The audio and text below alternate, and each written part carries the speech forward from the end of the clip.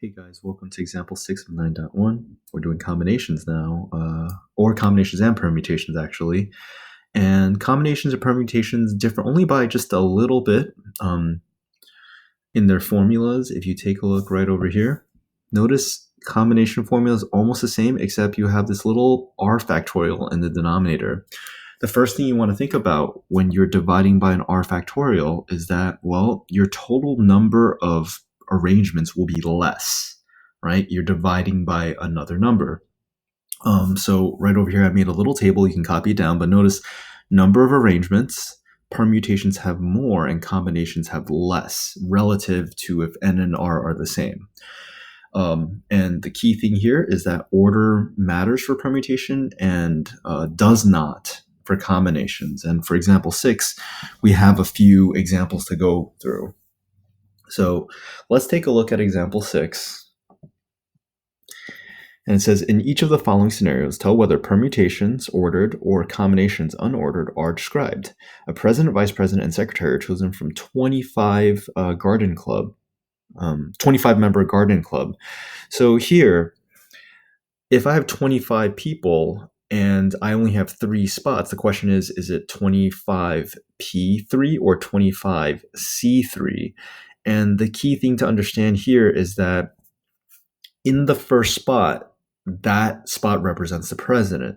So if you have the same 3 people, let's say Jack, Jill, and John, right? If you change the order, but it's still Jack, Jill, John, or Jack, John, Jack, Jill, right?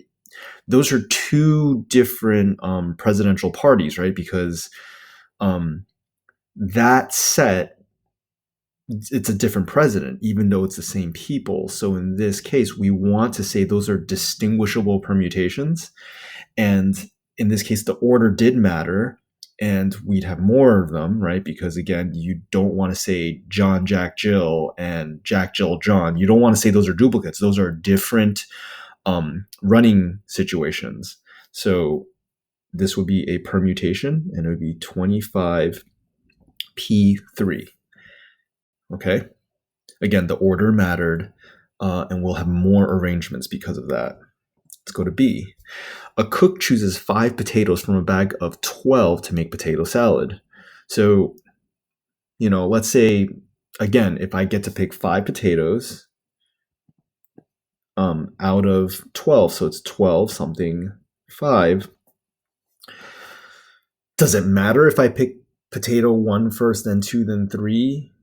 Then 4 and 5, right? There's 5 of them, right? Or, again, I can have another set of 5 potatoes that are the same 5 potatoes, but maybe I picked it with potato 5 coming first.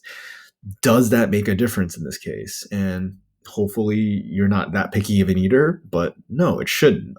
Potato salad is going to be potato salad no matter what order you put the potatoes in. So that's going to be C, because you're going to get arrangements where it's potato 1, 2, 3, 4, 5, and then potato 5, 4, 3, 2, 1, and you don't want those are duplicates because the order did matter. Those 2 different arrangements are not unique, so we're going to use combinations. C. A teacher makes a seating chart for 22 students in a classroom with 30 desks. So you have 30 desks to basically assign the 22 students. And if you think about it, again, you're going to end up having some desks that are empty, right? But the 22 students will be assigned to the 30 desks.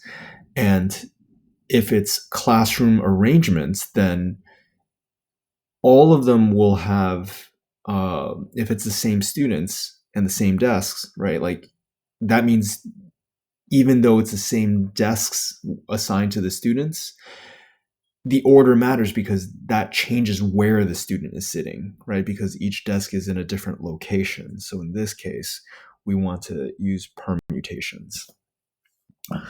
You can do those calculations on your calculator, but the main part of example 6 is that we are understanding the difference between permutations and combinations. And to give you an idea of how to remember how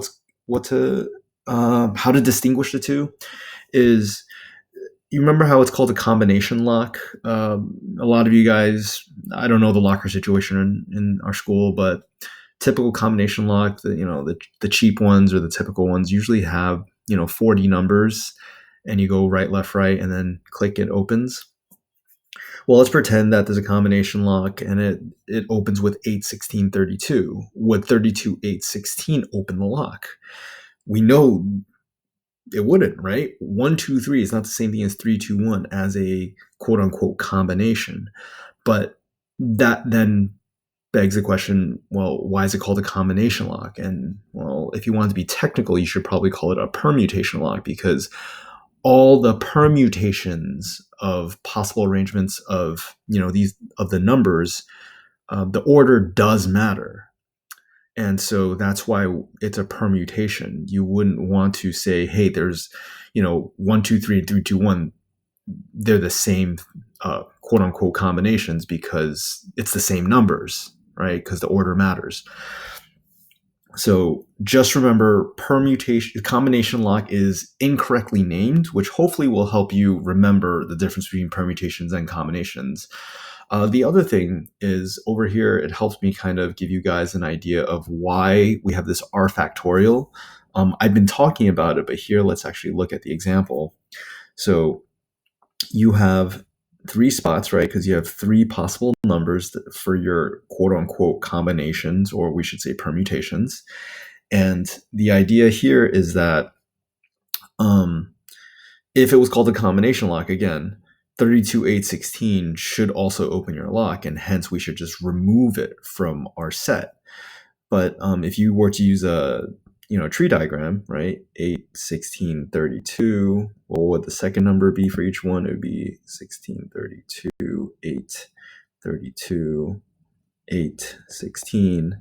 And then, right, this would be 32, 8, 32, 8, 16, 8, right?